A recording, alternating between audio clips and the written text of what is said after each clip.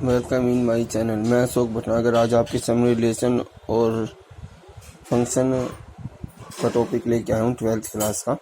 हमने पिछले वीडियो में रिफ्लेक्सिव के बारे में पढ़ा था थोड़ा। आज मैं रिफ्लेक्सिव के बारे में दोबारा बताता हूँ। रिलेशन के टॉपिक है रिफ्लेक्सिव रिलेशन होता क्या है।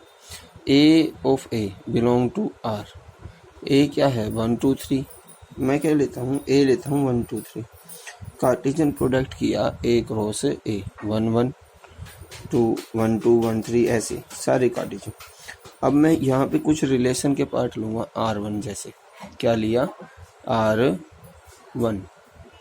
ओके, अगर मैं यहाँ पे R1 लिया 1 1 2 2 3 3 ये लेता हूँ और एक R2 लेता हूँ क्या R2 में 1 1 2 2 3 3 भी है 3 1 भी है, कोई फ़र्क नहीं पड़ता। एक R3 लेता हूँ जिसमें 1 1 और 2 2 है और 3 1 है 2 1 है, ये लेता हूँ। तो इसमें से रिफ्लेक्सिव रिलेशन कौन सा होगा? रिफ्लेक्सिव रिलेशन होगा आपका फर्स्ट और सेकंड। क्यों? क्योंकि देखो मैंने बोला ए में जितने एलिमेंट है ना वो खुद के साथ खुद की आइडेंटिटी दिखाता हो, खुद के साथ खुद की आइडेंटिटी। तो 1 1 के साथ दिखा रहा है रिलेशन, 2 2 के साथ रिलेशन है, 3 3 का रिलेशन है। अब 1 का 1 के साथ, 2 का 2 के साथ, 3 का 3। अब देखो आइडेंटिटी रिलेशन में क्या सीखा था हमने? आइडेंटिटी रिलेशन में सीखा था सिर्फ ये जो 1 2 3 है ना खुद का खुद के साथ होना चाहिए। लेकिन रिफ्लेक्सिव रिलेशन में खुद का खुद के साथ भी हो सकता है और अनदर चीज़ें भी हो सकती है। अनदर चीज जैसे 3 1 होना उसी पेयर में से चाहिए, एक कार्टेशियन ए में से। ओके, अब जैसे ये 1 1 है 2 2 है, लेकिन यहाँ क्या नहीं है 3 और 3 बिलोंग नहीं करता R3 में, डज नॉट बिलोंग। तो डज नॉट बिलोंग तो इसलिए बेटा ये क्या हो गया इज नॉट रिफ्लेक्सिव। ओके, ये हुआ रिफ्लेक्सिव केस। सिमेट्रिक की बात करते हैं। अगर ए और बी बिलोंग करता है रिलेशन में, यानी इस आर के अंदर ए और बी दिया हो, तो दिस इम्प्लाइज बी और ए भी होना जरूरी होता है उसके अंदर, मस्ट। ओके, कैसे? अब इसी में से ले लो। अगर मैं यहाँ पे एक R1 लेता हूँ कार्टेशियन में से, R1 क्या क्या लेते हैं 1 1 2 1 और 1 2 ये लेता हूँ। अब देखो 1 1 का उल्टा क्या होता है? खुद 1 1 होता है। 2 2 1 का उल्टा क्या होता है? 1 2 होता है। तो इसका मतलब ये तो इसके अंदर बिलोंग करते हैं, तो it is symmetric relation. R2 जैसे 2 1 हो गया 1 2 हो गया, ओके 1 3 लिया और इसको ब्लॉक किया।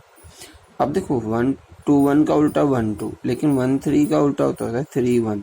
क्या वो बिलोंग करता है R2 के अंदर? नहीं करता है, तो इसलिए is not symmetric, is not symmetric. तो एक चीज याद रखना क्या कि every identity relation reflexive relation, okay,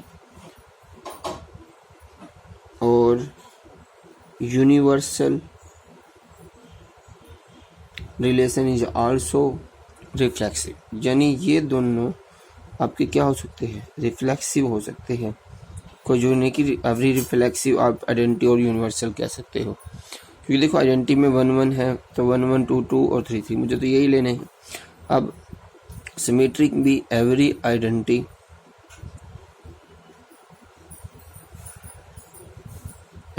identity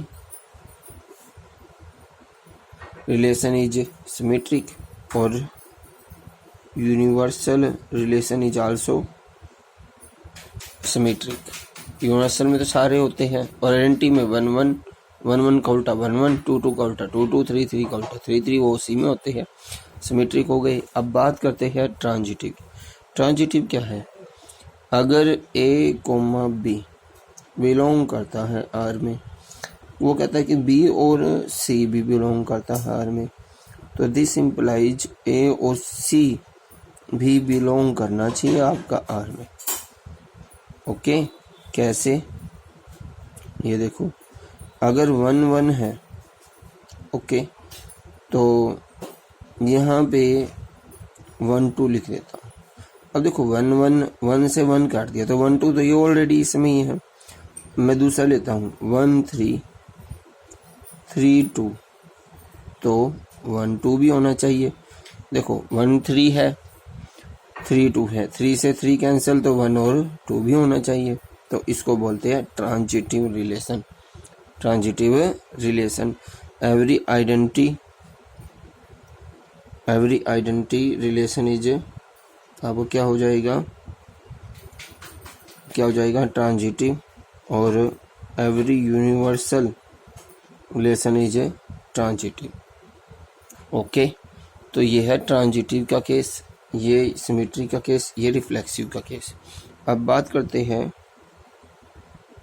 equivalence case की। किसकी? इक्विवेलेंस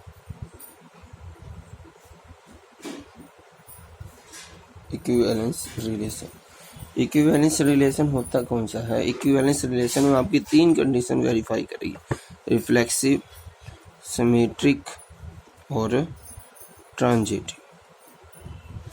अगर इन तीनों में से कोई भी एक भी कंडीशन फेल होती है तो वो आपका इक्विवेलेंस रिलेशन नहीं होता।